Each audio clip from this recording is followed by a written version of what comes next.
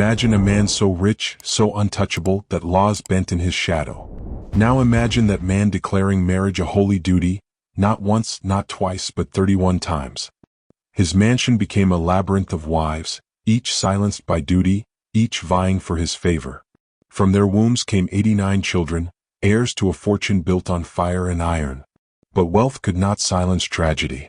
Some children never reached adulthood, some wives died under strange circumstances, and rumors spread of hidden rituals in the mansion's chapel.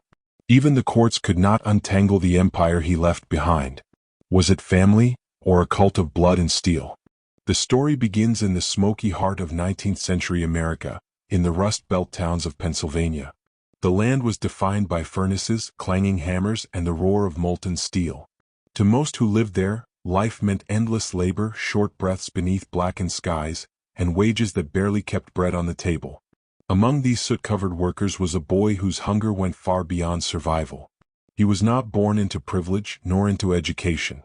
His hands hardened young, scarred by burns and blisters from working near the blast furnaces. He carried coal, hauled ore, and stoked fires that roared like dragons in the belly of the mills. The air was thick with ash, and men often coughed up blood before their 40th year. But the boy watched and learned. Where others saw endless suffering, he saw something else: opportunity. The furnace of ambition. By the age of 15 he was already earning the respect, and the fear, of older men. He worked faster, lifted heavier loads, and seemed impervious to exhaustion. Yet his real talent was not in labor but in observation. He studied the overseers, the merchants, the men who signed checks instead of swinging hammers. He noticed how power moved and how money followed. When strikes broke out, he did not join them. When accidents claimed the lives of fellow workers, he did not mourn. Instead, he stored every lesson. Men were expendable, steel was eternal, and ruthlessness was the true coin of survival. The first fortune. By his 20s, he had clawed his way into small ownership shares. He bought scraps of land near the railroads, invested in shipments when others hesitated, and undercut rivals with merciless precision. When one partner accused him of betrayal, the boy-turned-businessman simply said, "Steel does not bend for feelings." Bit by bit, the furnace worker became an industrialist. His mills belched more smoke into the skies, but his pockets grew heavy with gold. He dressed in black coats and carried himself with an authority that made men lower their voices when he entered a room. He had no formal education, but he had mastered the art of empire building. The ruthless edge. Stories spread of his methods. A competitor who refused to sell was soon found bankrupt after a mysterious accident at his plant. Workers who demanded better pay were replaced overnight with immigrants desperate enough to accept half the wages. His mills became known not just for their production but for their brutality. Yet to the outside world he was celebrated. Newspapers called him the Iron King, a self-made man who rose from the furnace floor to command the might of steel. Politicians sought his donations, priests blessed his factories, and communities relied on his payroll to survive. The Mansion of Smoke. With his growing wealth, he built not only mills, but monuments to his ambition. Townhouses, carriages, and grand dinners began to surround his name. But still he was restless. The Iron Empire was vast, yet he desired something more than steel or gold. Late at night, he would walk the corridors of his home and speak of legacy. "Steel rusts," he whispered to one confidant, "but blood is eternal." It was here that the seeds of his obsession first appeared. He wanted not only to dominate the world of steel, but to ensure his name echoed through generations. The foreshadowing of legacy. The first whispers came quietly. He married, like many men of his station, and his wife bore him children. Yet where others saw a family, he saw an empire of flesh. His ambition shifted. Why build one mill, one fortune, one house, when he could build a dynasty of blood, each child an heir, each wife a vessel for his eternal line? Around him, America industrialized at a furious pace. Railroads cut through mountains, skyscrapers began to rise, and men with names like Carnegie and Rockefeller etched themselves into history. But unlike them, the Iron King dreamed of more than business.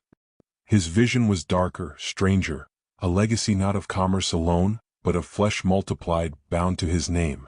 The smoldering sky. By the late 1800s, the boy who once shoveled coal had become one of the most feared and respected men in Pennsylvania. His mills fed the nation's hunger for rails and beams, His workers lived and died in his shadow, and his rivals whispered his name with dread. But beneath his empire of smoke and steel, another empire was forming, one of whispered sermons, secret ambitions, and the dangerous belief that his blood was as strong as the iron he forged.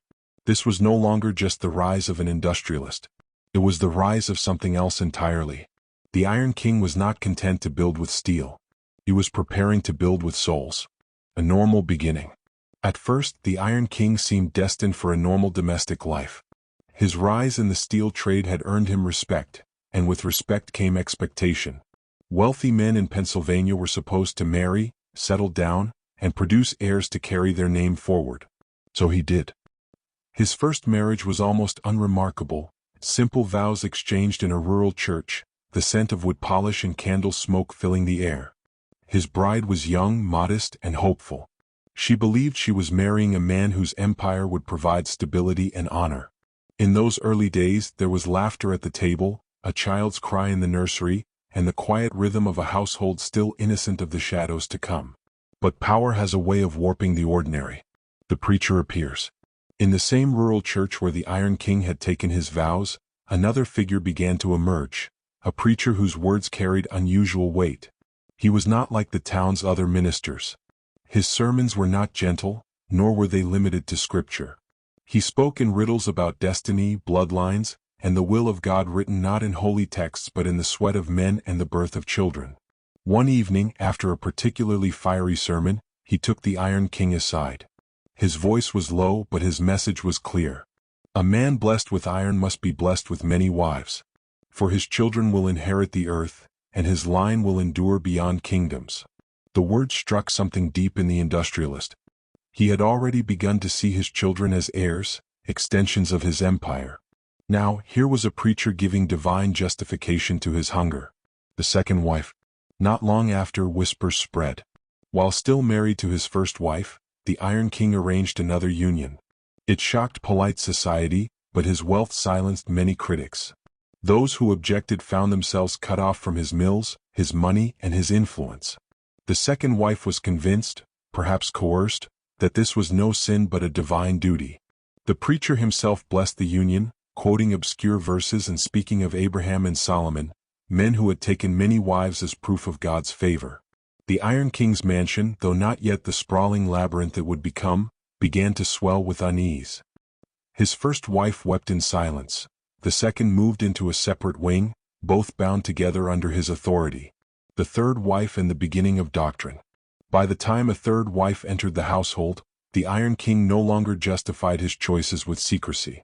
He spoke openly of his vision. At meals, with the preacher present, he declared, "It is not sin, it is scripture. It is not greed, it is legacy. Each child born is another brick in God's kingdom of steel." The preacher nodded, his eyes gleaming with fanatic fire. The wives, however, had little choice. Those who resisted were reminded of their dependence. Their food, their shelter, their very lives tied to the will of the Iron King. Some servants later testified that late at night they heard the preacher's voice echoing from the parlor, chanting hymns that twisted familiar verses into something far stranger. Multiply as the furnaces multiply. Endure as steel endures. Shadows in the church. The rural church that once hosted humble services became a stage for secrecy. Ordinary townsfolk noticed locked doors, whispered gatherings after midnight, and a select group of followers drawn deeper into the preacher's circle. Inside, the Iron King would kneel before the altar while the preacher proclaimed his destiny, not just to forge steel but to forge blood. Candles flickered against iron crosses, and prayers for salvation were replaced by chants for multiplication. It was here that his second and third wives were told to submit, not as women to a husband, but as vessels to a divine command. The wives' silence. Outwardly, the Iron King remained a respected magnate. His factories still roared, his workers still sweated under the Pennsylvania skies, and his name was still associated with power and progress. But inside his home, silence began to rule. The first wife withdrew into near invisibility, her voice smothered beneath the weight of the preacher's doctrine. The second accepted her role but lived in fear. The third, young and uncertain, clung to the belief that her suffering was sacred. None dared speak against him. To oppose the Iron King was to oppose both wealth and God, or so the preacher claimed. The turning point. By the end of that year, what had begun as a normal marriage had twisted into something else entirely. The Iron King was no longer just a man with a family. He was becoming the patriarch of a household that resembled less a home and more a sect. At his dinner table sat not just wives, but symbols of his growing obsession. Every child born was counted, every wife treated as a vessel, and every prayer bent toward the idea of legacy. The preacher's words echoed in his mind like the roar of his furnaces. Your steel will rust, but your blood will endure. Multiply. Build not just with iron, but with flesh. And so, with 3 wives under his roof and the blessing of a zealot, the Iron King stepped fully into a new identity. He was no longer simply a magnate of steel. He was the chosen patriarch of what would become America's most disturbing family. Expansion of the house. By the time the Iron King brought his 4th and 5th wives into the household, his modest estate could no longer contain the growing family. Carriages clattered up the long drive almost every month, bearing new brides or visiting relatives who left an uneasy silence. The mansion expanded like a living organism. New wings sprouted from the original structure, hallways stretched longer and darker, and staircases led to rooms that seemed to multiply overnight. The mansion itself became a reflection of its master, vast, powerful, and suffocating. Servants joked, quietly when no one could hear, that it was less a home and more a fortress of women. Life inside the gilded cage. To outsiders, the house gleamed with elegance. Tall windows spilled golden light onto polished floors, and imported chandeliers glittered above grand feasts. Guests were dazzled by the opulence, praising the Iron King's wealth and generosity. But for the wives within, beauty was a cage. Each woman was assigned her own suite of rooms, richly decorated yet carefully monitored. Their movements were restricted. They dined together under the watchful eye of their husband, their conversations polite but hollow. Beneath every smile was dread, because none of them were truly free.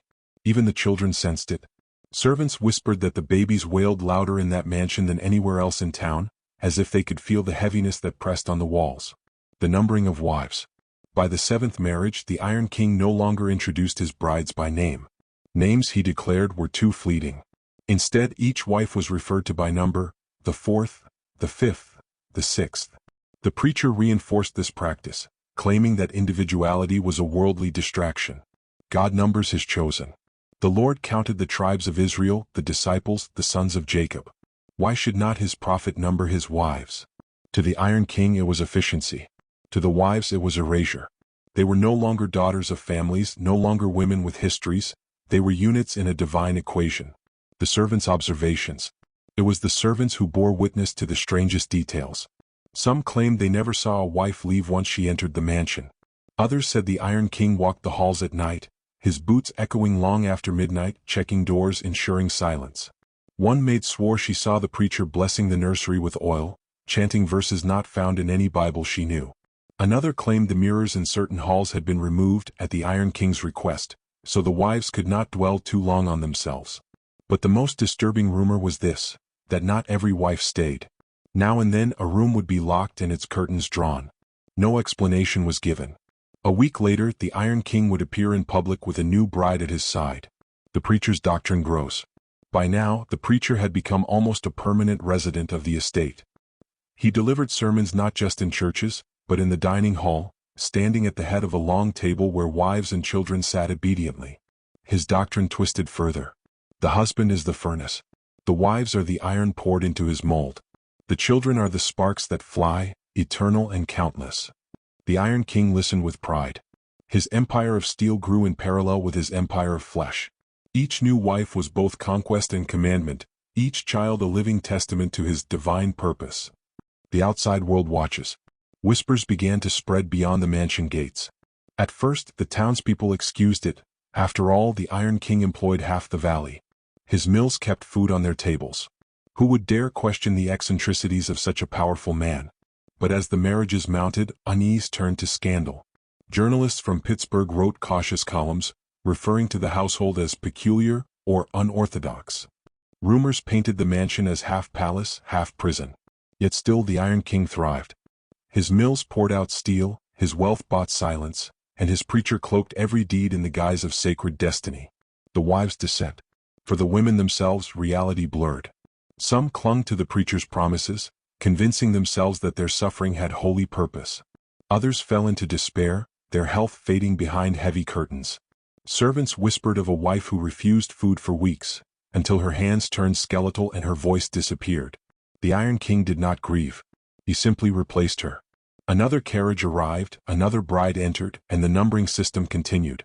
A house of many doors. By the 10th marriage, the mansion had transformed into a labyrinth. Corridors stretched into shadows with doors on either side, each leading to a private world of isolation. Some doors were locked. Some were never opened. Children played in the halls, their laughter shrill, their games strange. One visitor recalled a child counting doors as they walked, whispering, "This is where mother sleeps. This is where another mother sleeps. This is where a mother disappeared." The visitor never returned. The beginning of a cult. What had begun as eccentricity was now doctrine, and what had begun as doctrine was now cult. The preacher named the Iron King not just a patriarch, but a prophet. The wives were his chosen vessels, the children his living scripture. And in Pittsburgh's smoky air, where the furnaces of steel burned all night long, no one could deny that the Iron King's empire, both industrial and familial, was growing faster than anyone could comprehend.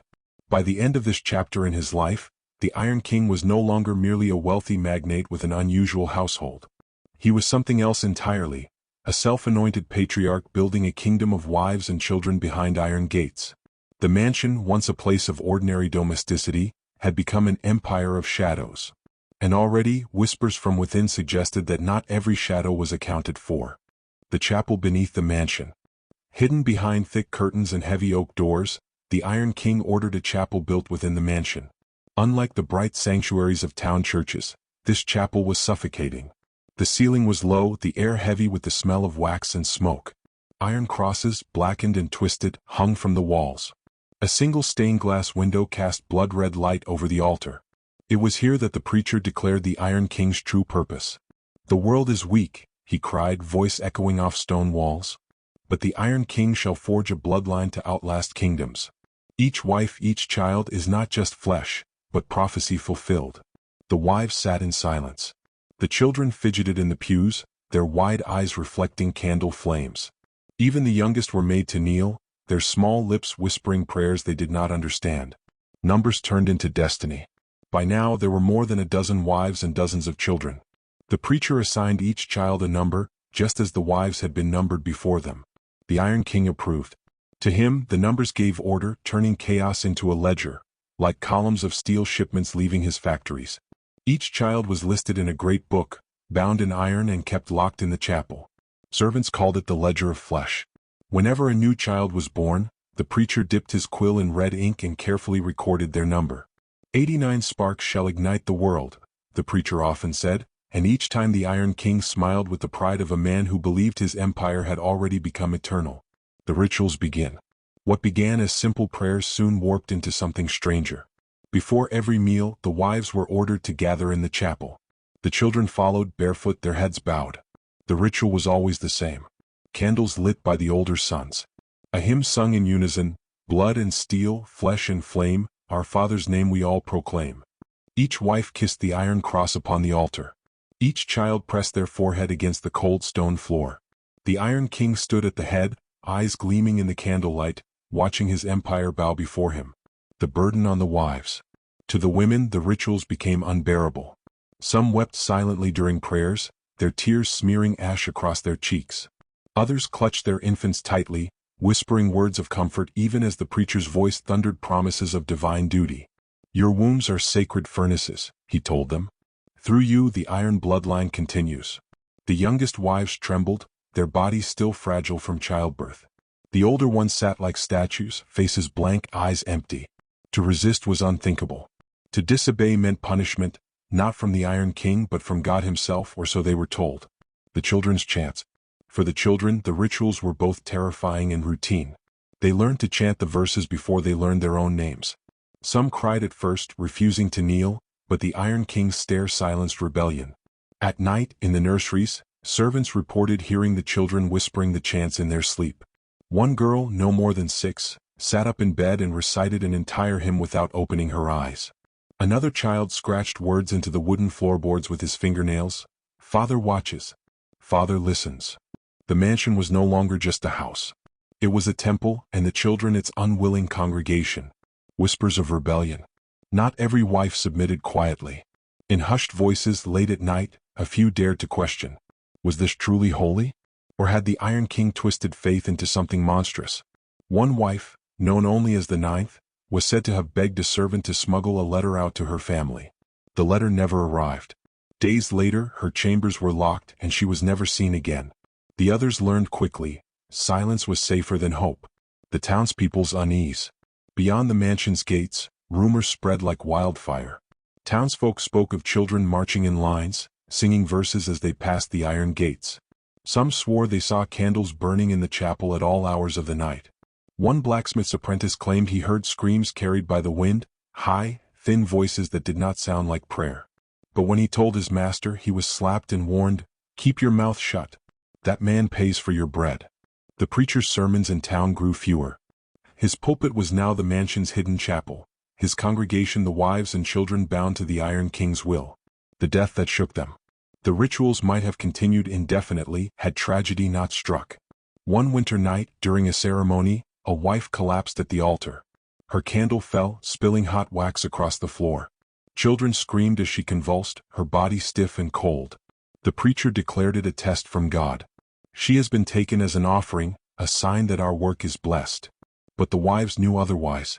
Exhaustion, hunger, endless childbirth, the burden had killed her.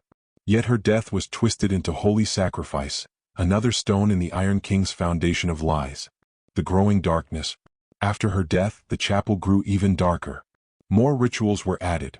Night vigils where the children were kept awake until dawn, chanting verses until their voices broke. Wives were forced to fast, told that starvation purified their wombs. The Iron King, once a man of industry, had become something far more disturbing. A patriarch prophet convinced that his empire of wives and children was not just wealth, but destiny. By the end of these years, the Iron King's mansion was no longer seen as a home, or even as a fortress. To those who knew its secrets, it had become a church of flesh and iron. The wives whispered prayers not for salvation, but for escape. The children grew up chanting words they did not believe. And the Iron King stood at the center of it all, convinced that God himself had chosen him to lead this cult of fertility, an empire not just of steel but of blood. The last wedding. The Iron King's 31st marriage was unlike any before it. While earlier unions had been quiet affairs, conducted under the shadow of secrecy, this one was a spectacle. Invitations were sent to industrialists, politicians, and clergymen across Pennsylvania. Carriages lined the long drive of the estate. Musicians played in the grand hall, their violins echoing beneath crystal chandeliers. It was as though the Iron King wished the world to see him not as a scandal, but as a patriarch blessed by heaven and fortune. At the center of it all stood the bride, no older than 16 or 17. Her gown shimmered white, but her face was pale, her eyes hollow. Those who saw her whispered that she looked less like a bride and more like a sacrifice. The gilded ceremony. The wedding unfolded with grandeur.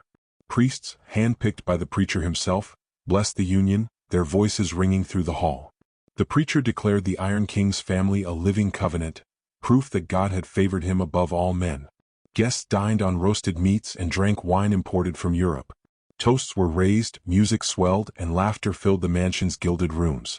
To the outside world, it was a celebration of prosperity. But behind the scenes, whispers spread. Some guests noticed the line of wives standing silently at the edge of the hall, each in dark gowns, their faces unreadable. Others caught glimpses of children peering from the balcony above, eyes wide, lips moving silently, as if repeating a chant too dangerous to speak aloud. The bride's isolation. After the wedding feast, the new wife was led to her chambers, a lavish suite with velvet drapes, gilded mirrors, and a bed carved from ironwood. Gifts piled high on tables, jewelry glittered in candlelight. Yet the young bride trembled. From her window she could see the sprawling wings of the mansion, each lit with a single flickering lamp. She wondered which window belonged to which wife, which nursery held which children. The vastness of it all pressed down on her. That night she began to write in a small leather diary. The words were shaky at first, but soon they poured out. "I'm not a wife. I am a prisoner in silk." I smiled for them, but inside I screamed. The other wives looked at me with pity, not welcome. Something terrible has happened here. Something terrible will happen to me. The wives' silent warning. In the weeks that followed, the the 31st wife began to understand the unspoken rules of the household. The wives spoke little, but their silence was heavy with meaning. When she asked questions, they gave her looks that were both warning and sympathy. One evening, as the wives gathered for prayer in the chapel, an older wife slipped a note into her hand. Read, "Keep your head down. Do not resist. Do not trust the preacher. Survive if you can." The young bride tucked it into her diary, her fear deepening. Rituals of fear. Her induction into the cult of fertility was swift. Within days she was marched into the chapel, where iron crosses glowed in candlelight and children chanted verses in unison. The preacher raised his hands, blessing her womb as though she were not a person but a vessel. The Iron King watched with satisfaction, as if adding another column of numbers to his ledger. The bride wrote again that night. They speak of children before they speak of love. They speak of duty before they speak of kindness. I feel my body is no longer my own. God help me. The public facade. Despite the dread within the mansion, the Iron King paraded his new bride before society. He took her to banquets in Pittsburgh, sat her beside him at meetings with factory barons, and presented her as proof of his divine blessing. Some whispered about her youth. Others questioned the morality of a man with 31 wives. But few dared to challenge him directly. His fortune bought silence, his steel mills ensured dependence, and the preacher's sermons framed every union as holy. The bride, dressed in silks and jewels, played her part. But her eyes betrayed her, always glancing downward, always shadowed with fear. The growing unease. Inside the mansion, the 31st wife became both curiosity and threat. The older wives regarded her with a mix of jealousy and pity. The children, too, watched her closely, some reaching out for comfort, others avoiding her entirely as if they knew she would not last. At night, the bride heard whispers in the corridors. Sometimes it was the children chanting hymns in their sleep. Sometimes it was the creak of footsteps outside her door, heavy and deliberate. And once, she swore she heard a woman's voice whisper her name from the darkness. She wrote in her diary, "This house is alive. It breathes through the walls. It watches. It whispers. I cannot sleep." The foreshadow of doom. The lavish celebration of her wedding had masked a darker truth. The Iron King's empire was beginning to rot from within. Whispers of scandal spread beyond the valley. Journalists grew bolder in their questions. Lawsuits from estranged relatives piled up. Workers in the mills muttered about strikes. And in the mansion itself, death still lingered. The wives remembered the one who had collapsed in the chapel. The servants remembered rooms that had been locked and never reopened. The 31st wife, barely more than a girl, had stepped into a legacy built not just on steel, but on shadows and blood. The diary she kept became the only record of her thoughts, the only voice unfiltered by the preacher's sermons or the Iron King's proclamations. Her words revealed the truth behind the gilded celebrations. They call him the Iron King. But to us he is not a king. He is a captor. And this mansion, no matter how golden its halls, is nothing but a prison of wives and children. Her story, though only just beginning, would mark the beginning of the end for the empire of flesh and steel.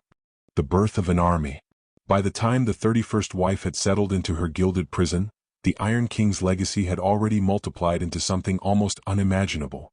89 children had been born within the walls of the mansion. Their cries filled the nurseries, their footsteps echoed in the endless corridors, their presence made the estate feel less like a family home and more like an institution. The Iron King no longer saw them as children. He saw them as sparks, extensions of his empire, the living proof of his divine purpose. Each one was a name written in the ledger of flesh, each one a numbered soul in his iron kingdom. A number, not a name. From the moment of birth, every child was stripped of individuality. They were not called John, or Mary, or Sarah. Instead, they were given titles: the firstborn, the second, the 12th, the 47th. The preacher justified this practice with his usual fervor. Names are of the world.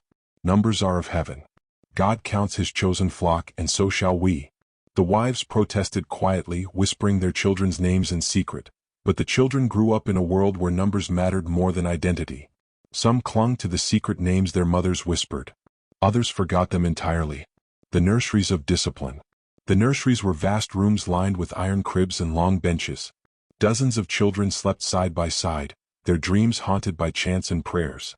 Nurses and servants moved among them, enforcing strict schedules of feeding, prayer, and rest. As they grew, discipline hardened. Boys were woken before dawn, marched into the courtyards for drills, and lectured on the greatness of their father. Girls were trained in sewing, cleaning, and scripture, with whispers of marriages already arranged. One child wrote secretly on a slate board, "We are not children. We are soldiers in Father's army, training the heirs." The elder sons bore the heaviest burdens. From the age of 10 they were taken to the steel mills. Under the choking smoke and the roar of furnaces, they were taught to stoke fires, hammer iron, and carry the weight of their father's empire. Some endured. Others faltered, collapsing from exhaustion or burns. Yet the Iron King cared little for weakness. Those who could not endure were cast aside, their failures noted in silence. To him, the mills were holy ground and his sons were the priests of iron. The daughter's fate. The daughters fared no better. From the age of 12, whispers of arranged marriages began. Wealthy businessmen and allies of the Iron King were promised brides as tokens of loyalty. The daughters, still children themselves, were bartered like assets, part of the same empire as furnaces and rail lines. Some wept. Some resisted. But resistance was crushed quickly. The preacher told them their duty was sacred. Through you the bloodline multiplies. Through you the covenant continues. And so, many daughters disappeared from the mansion one by one, sent away to marriages they had not chosen. A disturbing disappearance. But not all departures could be explained. One evening during the nightly roll call, a child was missing. He had been seen earlier in the day playing near the chapel. By dusk, his bed was empty, his shoes still neatly placed beneath it. The servants searched the corridors. Wives whispered frantic prayers.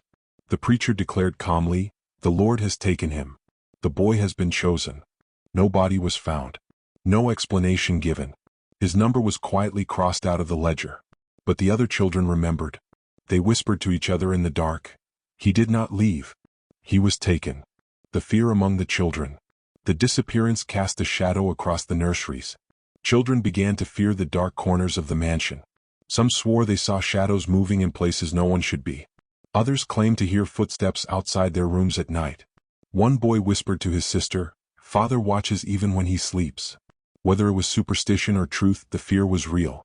And the more children spoke of it, the more the mansion itself seemed alive, its corridors pulsing with secrets, its locked rooms hiding unspeakable things. Servants' murmurs. The servants too began to notice changes.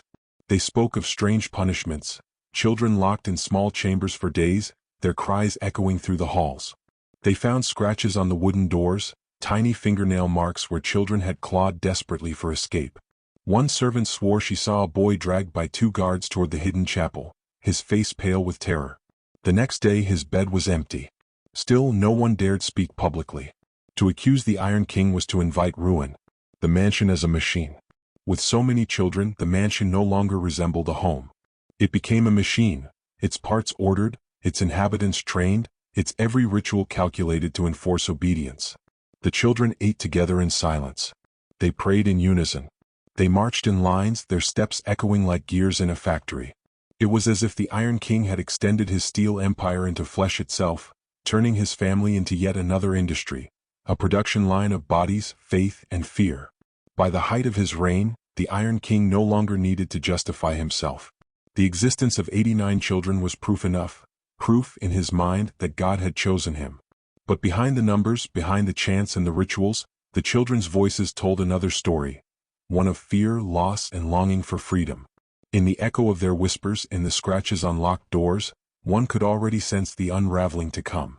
For an empire built on iron and blood could not stand forever. Whispers leave the mansion. 4 years the Iron King had been able to keep his fortress sealed tight. Servants were sworn to secrecy, wives were silenced by fear, and children were too indoctrinated, or too terrified, to speak. But no mansion, no matter how tall its walls, can remain impenetrable forever. Rumors began in the taverns near the steel mills. Men spoke of children, dozens of them, marched in silent lines at dawn. Women whispered of wives who arrived at the market pale and broken, their faces hidden behind veils. The phrase, "the Iron King's harem," began to circulate. At first it was said with awe, then with disgust, a reporter's curiosity. In 1889, a young journalist from Chicago named Jonathan Hale heard the rumors and decided to investigate. Hale was ambitious, hungry for a story that would make his name. He traveled to the town where the mansion loomed and began asking questions. The locals were cautious at first. But over drinks, in hushed tones, they spoke of strange carriages arriving at night, of sermons that lasted until dawn, of children who vanished without explanation. Hale took notes feverishly. He even attempted to approach the gates of the estate, but was quickly turned away by armed guards. Still, he saw enough. A sprawling mansion with overgrown gardens, smoke rising from the factories, and dozens of pale-faced children standing in rows like soldiers. The article that shook the town. Weeks later, Hale published his piece in a Chicago paper under the headline, "The Iron King in His House of Shadows." The article described a man who ruled not only over steel but over flesh, who kept dozens of wives in seclusion, who fathered scores of children destined to serve his empire. The story spread quickly, carried by rail and telegraph. For the first time, the Iron King's private life was exposed to the world. Some readers were horrified. Others dismissed it as exaggeration. But the seed of scandal had been planted. The Iron King's fury. When the article reached the mansion, the Iron King erupted in rage. He ordered extra patrols around the estate, doubled the punishments for any servant caught speaking to outsiders, and summoned the preacher to declare the press the devil's mouthpiece. In one fiery sermon, the preacher thundered, "The world envies the chosen. They cannot bear to see God's covenant fulfilled in this house. We are not sinners, they are." The wives and children were forced to chant their loyalty louder than ever. But beneath the surface, doubt had begun to take root. Lawsuits and whispers of crime. The article also attracted the attention of lawyers and businessmen who had long envied, or despised, the Iron King. Some former associates accused him of fraud. Others whispered of bribes and unlawful land seizures. One family, whose daughter had been forced into marriage with one of the Iron King's older sons, filed a lawsuit. They claimed she had been coerced, that her consent was stolen. Though the lawsuit went nowhere, the Iron King's influence was still too powerful. It marked the first time his empire faced public legal challenge. The death of wife 27. Then came a tragedy that even the Iron King could not conceal. Wife 27, a young woman from Ohio, was found dead in her quarters. The official statement was illness, but the servants whispered otherwise. Some claimed she had taken her own life. Others swore she had been silenced after attempting to flee. Her funeral was swift, attended only by the preacher and guards. Her children were forbidden to mourn. But rumors spread quickly beyond the gates. Hale, the reporter, caught wind of it and published another article. A bride buried in silence. Death in the house of the Iron King. This time, even loyal supporters of the magnate began to question. The mansion under watch. By the early 1890s, the mansion no longer stood as a symbol of wealth and power. It had become a fortress under siege. Reporters lingered outside the gates. Lawyers sniffed around for evidence of crimes. Ministers from rival churches denounced the Iron King as a heretic. And yet, the Iron King did not waver. He doubled down, pouring money into his steel mills, expanding his railroads, and using his fortune to silence or intimidate those who challenged him. But the shadows were growing longer. The children began to rebel. Inside the mansion, the eldest of the 89 children were now young adults. And they had begun to see the cracks in their father's kingdom. One of the oldest sons, known only as the fifth, confided in a servant. "Father built an empire of iron. But iron rusts. And so will he." Some of the older children began sneaking out, slipping past guards to drink in town to taste freedom. Others corresponded secretly with reporters, feeding them fragments of the truth. The Iron King's greatest creation, his vast family, was beginning to turn against him. A stranger's account. One particularly chilling account came from a traveling minister who was granted rare access to the estate in 1892. He later wrote in his diary, "I saw children who looked more like prisoners than sons and daughters. I saw wives who spoke only in whispers as if their voices had been stolen. The Iron King himself stood like a general among them, his eyes gleaming with pride. But in those halls I felt not holiness, but dread." Though the diary was not published during his lifetime, it would later serve as one of the most damning testaments against the Iron King's legacy. A storm gathering. By the end of the decade, the Iron King was surrounded by enemies, external and internal. Business rivals sought to dismantle his empire. Reporters dug for proof of his crimes. His wives were restless, his children rebellious. And still, the preacher thundered, the guards patrolled, and the Iron King walked the mansion halls with the certainty of a prophet. But outside the gates, the world was changing. Scandal was no longer a whisper, it was a storm. The Iron King had once been untouchable, a magnate whose steel ran through the veins of the nation. But now shadows crept through his empire. Scandals spread. Deaths multiplied. Lawsuits mounted. And though the mansion still stood, its foundations were beginning to tremble. For every empire built on fear must eventually face the reckoning of truth. Sparks of rebellion. The year was 1895, and the Iron King's empire stood on uneasy ground. His steel mills, once symbols of progress, had become prisons of labor. Men worked 16-hour shifts for pennies. Accidents were common.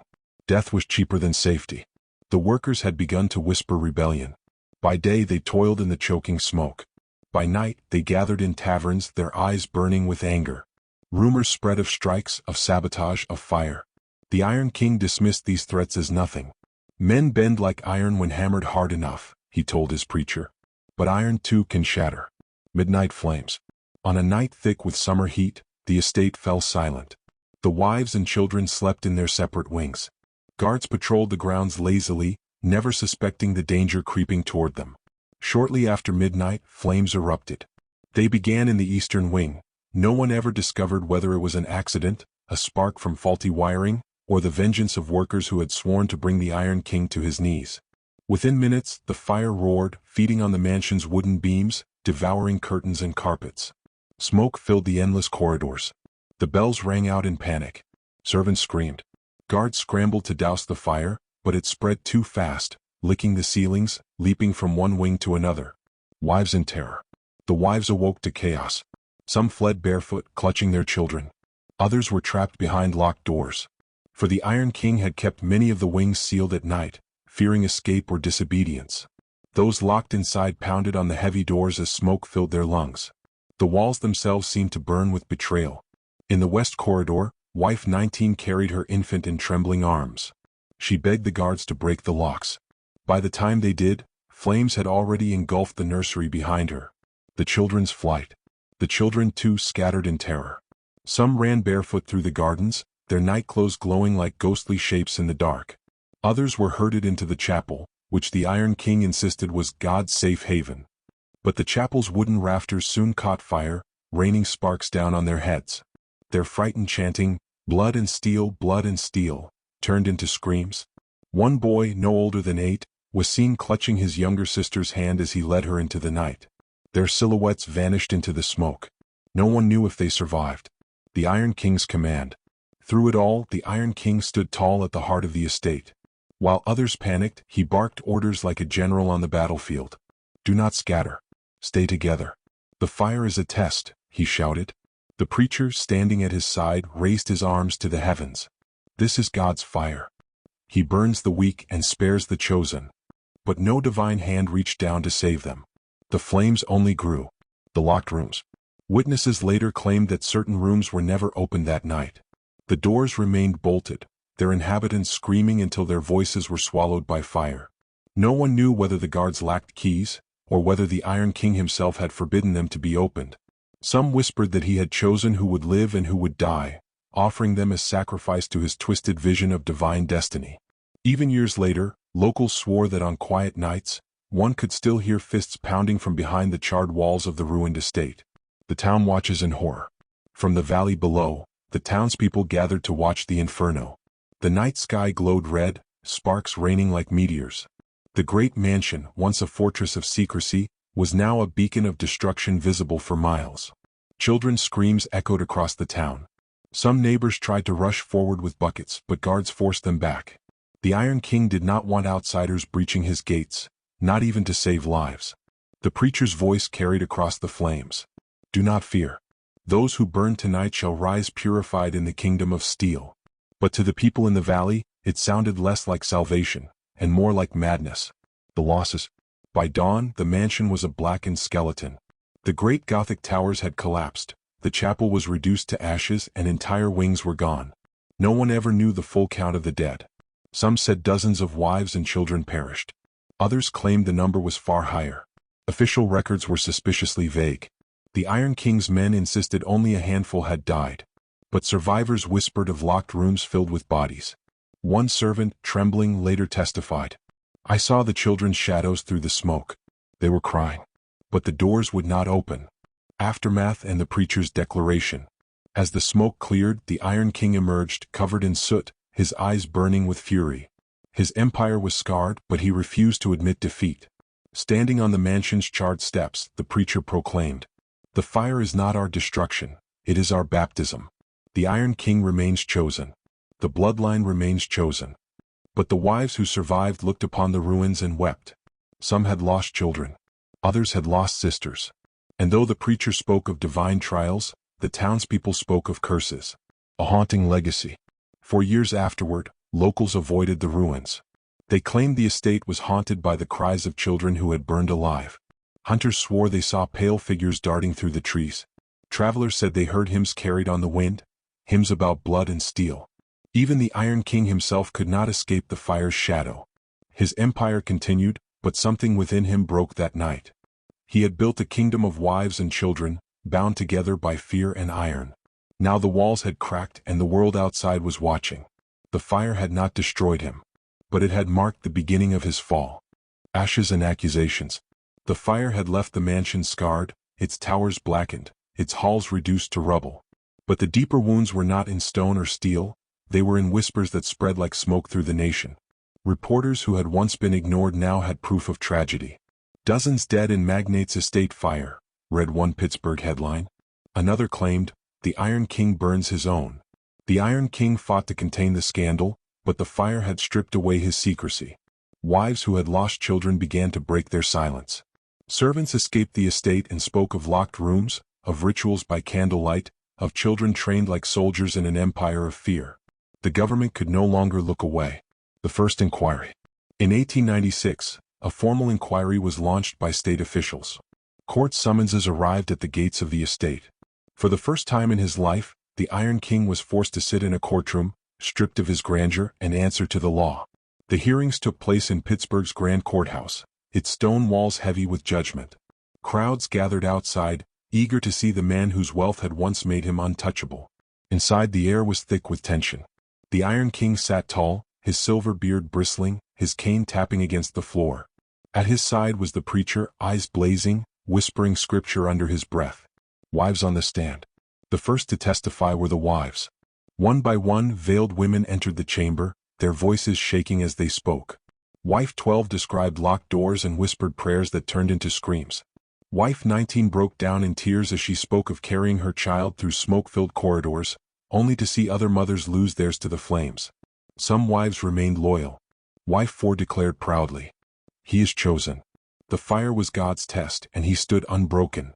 But the mixture of devotion and despair only deepened the court's unease. The children speak. More shocking were the testimonies of the children. Dozens were called to the stand, some trembling, others bitter with defiance. One boy, aged 14, told the court, "Father says we are not children, we are iron. But iron breaks. My sister, she broke in the fire." Another, a girl of 12, whispered so softly the judge had to lean forward, "I dream of locked doors. I hear them still." Yet a few children still defended him fiercely, declaring their father was a prophet, that they were chosen heirs of steel. Their words, rehearsed and mechanical, chilled the courtroom more than the accusations. The preacher's defiance. When the preacher was called to testify, he did not tremble. Instead he thundered, "You are not judges, you are heretics." The Iron King was chosen by God himself to build a bloodline of steel. The fire was his baptism. The wives are holy vessels, the children his heirs. The judge struck his gavel furiously to silence him, but the preacher only lifted his iron cross higher. To many in the room he seemed less like a man of God and more like a fanatic. That night the preacher disappeared. No one saw him leave. Some believed the Iron King helped him escape. Others whispered he was swallowed by the very flames he praised. His fate was never known. The Iron King's decline. The inquiry dragged on for months. Lawsuits piled up. Business rivals circled like vultures, tearing at his empire. Banks began to withdraw their support. Workers went on strike, emboldened by the scandal. And through it all, the Iron King's health began to falter. He grew gaunt, his once booming voice reduced to hoarse whispers. At night, servants claimed they heard him muttering to himself, calling out to the wives who had perished in the fire. One guard swore he saw the magnate pacing the charred halls of the ruined wing, speaking to shadows only he could see. Another claimed the Iron King woke screaming, shouting names of children long dead. Haunted by the fire. Those closest to him said he never escaped the fire. Even when awake, his eyes seemed to track things no one else could see. He described visions of wives with blackened faces, children standing in silent rows, their hair still smoldering, their eyes hollow. Once, during a private meeting with his lawyers, he suddenly screamed, "Open the doors. Don't let them burn." He collapsed, trembling like a man possessed. The prophet falls. By 1898, the Iron King's empire was fractured. His mills were failing, his fortune dwindling, his reputation in tatters. The final blow came when the state seized part of his estate, declaring it unsafe for habitation. The charred mansion was left to rot, its blackened towers looming like a grave marker over his legacy. The Iron King retreated into isolation. No longer a prophet, no longer a magnate, just an old man surrounded by ghosts. The fall of the Iron King was not sudden. It was a slow unraveling, like rust eating through steel. He had built an empire on iron and blood, convinced of his divine destiny. But in the end, the fire had revealed the truth. His kingdom was not chosen, it was cursed. And though he lived a few years more, those who saw him in his final days swore he was already dead inside, haunted by the very walls he once called holy. Death of the Iron King. The Iron King died in the winter of 1901. His passing was not triumphant, nor surrounded by the loyalty he had once commanded. He died alone, confined to a darkened chamber in the remains of his estate, his breath shallow, his mind fractured by visions. Servants who attended him swore he called out to the fire even in his final moments. "The doors, open the doors," he whispered. Some said he reached toward the ceiling as if he saw children above him, their faces blackened by smoke. When the last breath left him, the mansion fell eerily still. No bells tolled for him, no choirs sang. The prophet of iron had left the world in silence. The inheritance wars. With his death came chaos. The Iron King left behind not just his empire of mills and railroads, but 89 children and 31 wives, each of them claiming a piece of his fortune. The courts were flooded with lawsuits. Sons fought sons. Wives accused one another of favoritism and fraud. Daughters were cast aside, told their voices did not matter in the empire of steel. Some children, desperate for wealth, resorted to violence. A son was found dead in an alley in Pittsburgh, his skull crushed. A daughter vanished on her way to testify in court, never seen again. The empire that was meant to unite them only tore them apart. The Iron King's fortune dwindled under the weight of lawsuits and betrayals. Mills were sold for scraps, railroads collapsed under mismanagement. What had once been a kingdom was reduced to dust and rust. The mansion abandoned. The great Gothic mansion, once alive with footsteps and whispers, fell into ruin. After the fire, parts of it had been rebuilt, but never fully. Now, with no master to command it, the estate was left to rot. Vines crawled up the walls. Windows shattered. The gardens grew wild. The chapel, blackened by flames, stood open to the sky, its iron cross twisted by heat. Locals avoided the grounds.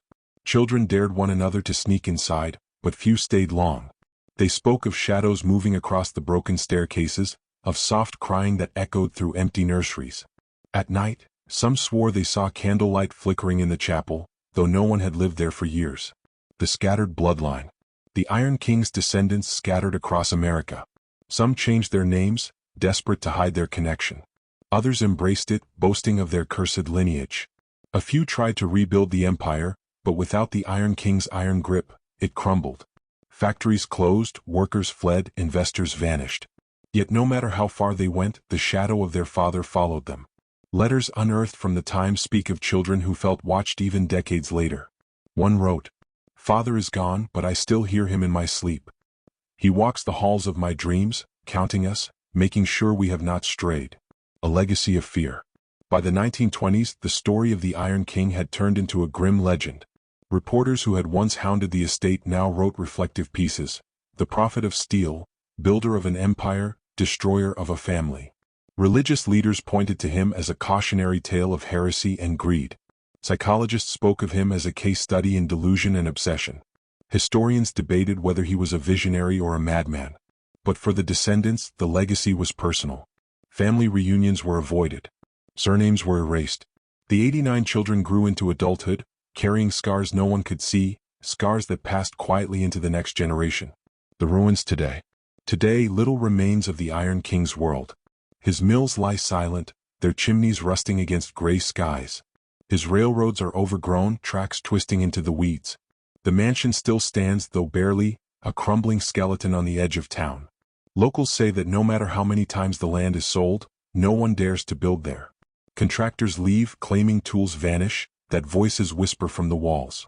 Visitors who step into the ruins report strange sensations, the sound of children's laughter echoing in the halls, or the sudden slam of a door in a corridor where no doors remain. Some say they feel hands tugging at their sleeves, small and desperate as if begging to be freed. A haunting question. Historians tally the Iron King's achievements, his steel, his railroads, his wealth. But the true measure of his legacy lies not in what he built, but in what he destroyed. He dreamed of a bloodline of steel, yet left behind a family fractured by grief, lawsuits, and silence. He claimed divine blessing, yet his name is spoken today only in caution, in whispers of horror. And still, on certain nights, when the wind sweeps through the broken estate, locals claim you can hear it, the sound of children crying, faint but unyielding, carried through the ruins. The Iron King built an empire that touched every corner of America. But his true empire, the one he cherished most, was his family. And it was that empire he destroyed with his own hands. Even now, more than a century later, the question remains. Was he a builder of nations or a destroyer of his own bloodline? And when the night falls heavy over the ruins of his mansion, some say the answer rises in the cries that drift across the dark, cries of children lost forever in the fire.